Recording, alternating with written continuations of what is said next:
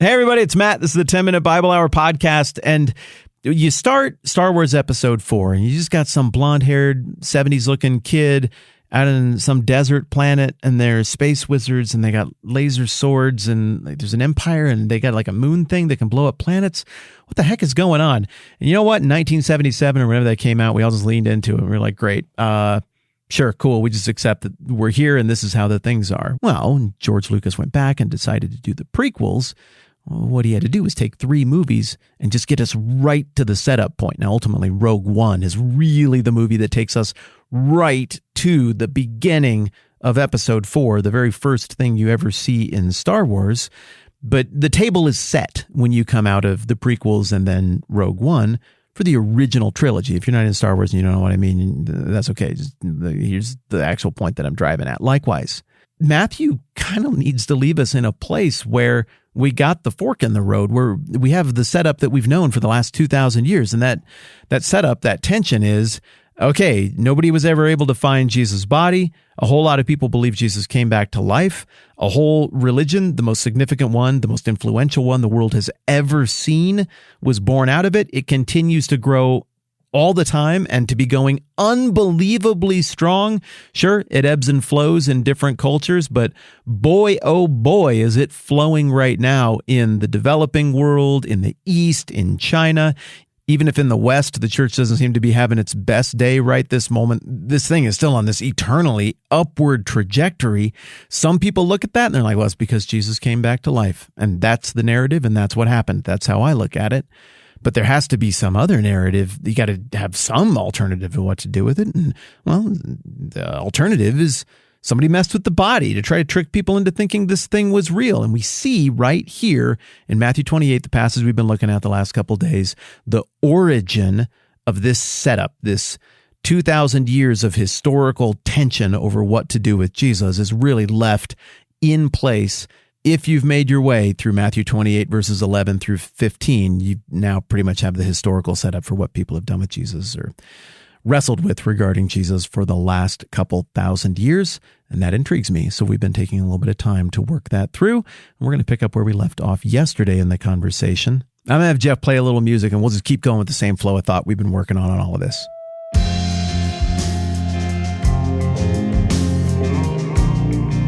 We've been talking a lot lately about bookends and how chapter 28 seems to have a whole lot of them, really middle of 27 on, has a whole lot of bookends.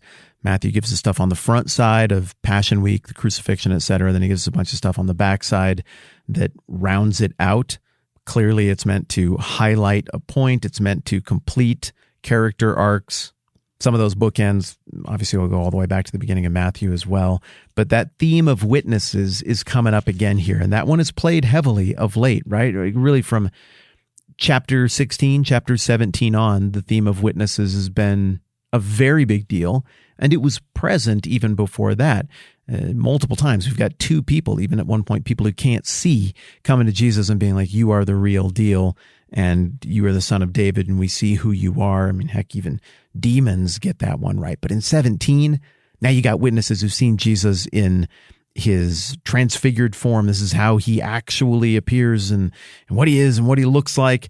And now those witnesses are ready to go out into the world, and now we get into Jerusalem, and people are witnesses to all this stuff Jesus is doing and saying. It's happening in front of everybody, and the witnesses are the little children who, out of the mouth of babes, speak truth about Jesus as the Son of David, and they recognize him for the Messiah that he is.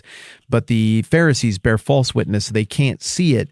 And then in chapter 23, Jesus calls them out for being fans of false witnesses. Then that accusation is completed, is made obvious in chapter 26 at the kangaroo court trial, when the chief priests and the whole Sanhedrin were looking for false evidence against Jesus so that they could put him to death, but they don't find any, though they had many false witnesses come forward. And finally 2 come forward, and they declare, this fellow said, I'm able to destroy the temple of God and rebuild it in 3 days. Then the high priest stands up and says to Jesus, "What?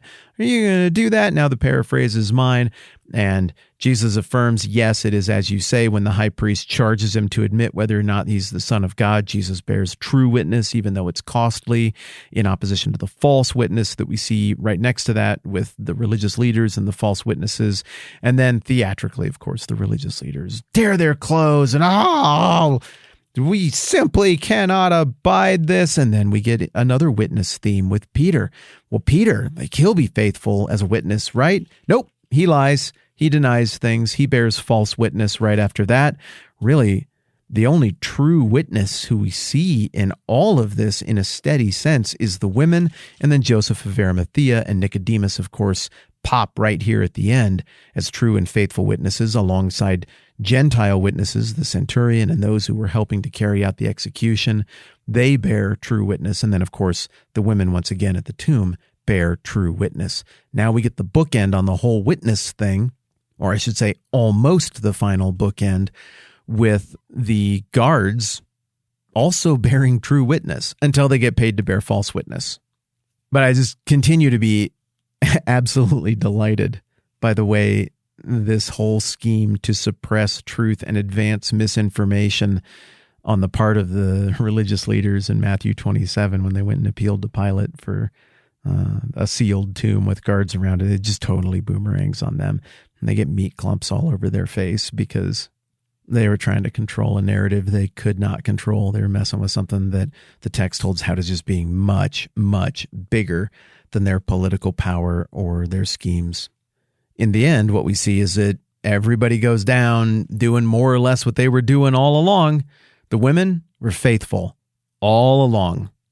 Pilate was scattered and distracted and operating out of fear all along. The religious leaders were manipulative and willing to use money and political manipulation to buy influence to defeat this thing because they didn't like Jesus as a threat to their role as mediator all along. The religious leaders oppressed true prophets all along. The crowd was squishy and fickle all along. The disciples believed but were weak and afraid and easily broken all along. But that one is going to get a little different resolution. And that's what we start to see as we get into the final question of witness, the final element in this ongoing motif of witness as we get toward the end of chapter 28, which we're not quite to yet. We're still dealing with a little bit more guard stuff, I think, that I want to talk about. Do we need to? Maybe we will. Maybe we won't. I'm not going to make any promises coming out of this one as to where we go tomorrow. But the final point in Matthew chapter 28 is going to be Jesus literally using the word witness. Guys, you've seen it. You blew it. We're here now. Go bear faithful witness to what you've seen. And he tells them to go and make disciples of all nations and baptize them in the name of the Father and the Son and the Holy Spirit. And he's going to promise to be with them all the way to the end of the age. Yeah, I'm getting ahead of myself a little bit. But before we wrap up here today, the final verse in this little passage says, "So the soldiers took the money and did as they were instructed. And this story has been widely circulated among the Jews to this very day." This is certainly not the most elaborate scheme, and really it demonstrates the impotence of the Pharisees' position. In the end, all they're left with is to take a couple of unreliable Gentile witnesses who they would reject as witnesses themselves, buy them off, and have them go and circulate this story as vigorously as possible to try to desperately make a play to hold on to their power. Does it make sense? Does it check out? I don't think it does. And apparently history doesn't think it does because, well, Christianity worked out, and here we are 2,000 years later still talking about it. And you can say, oh, that's because the Catholic Church got all that power and they brought everybody to heel and they made people do what they wanted and stuff. You hear people say stuff like that, but the Catholic Church, no church had that kind of power for centuries upon centuries upon centuries after this stuff went down. In order for this story of the resurrection of Jesus to have made it past the proverbial breakers, like how Tom Hanks had to get past those initial waves to get out to sea when he was trying to get off the island in Castaway, in order for this to make it past the historical breakers, it had to be credible to the original audience. There had to be a story here that didn't make sense, that being the guards' report and what they're circulating on the behest of the Pharisees and Sadducees. And there had to be a version of the story that did make sense, that caught people's attention, and that was something they tracked with more and repeated more and leaned into more, even though the powerful people were telling them to believe this other version of the story. I keep wanting to tackle everything right now. We're going to get to that in a future conversation not too far down the road. Final thing, this episode, as has been the case with several episodes of late, is sponsored by Samaritan Ministries.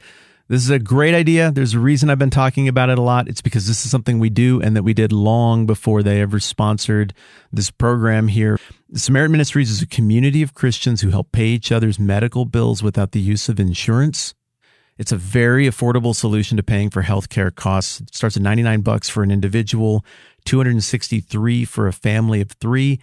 The way it works is super simple. You have something happen or you go receive medical care, then you take that bill and you submit it to Samaritan Ministries, and then they have other members of the community send you checks to pay your medical bills. It's that simple. You get money from other actual humans. The corporate touch on this is very, very minimal and light. That's a big part of why costs stay so low with all of it. And it's also part of why there's so much freedom and flexibility in terms of what you do, getting the healthcare from the doctors that makes sense for you and your family, because I think you know best on that stuff. So if you want to learn more, you can go to SamaritanMinistries.org/TMBH. It's been an awesome fit for my family. I think it might be for yours as well. Thanks in advance for considering checking that out. All right, we're going to look more at how effective this story was that Matthew says was circulated in the next couple of conversations. And we'll pick it up from there. All right, and Matt, this is the 10-Minute Bible Hour podcast. Let's do this again soon.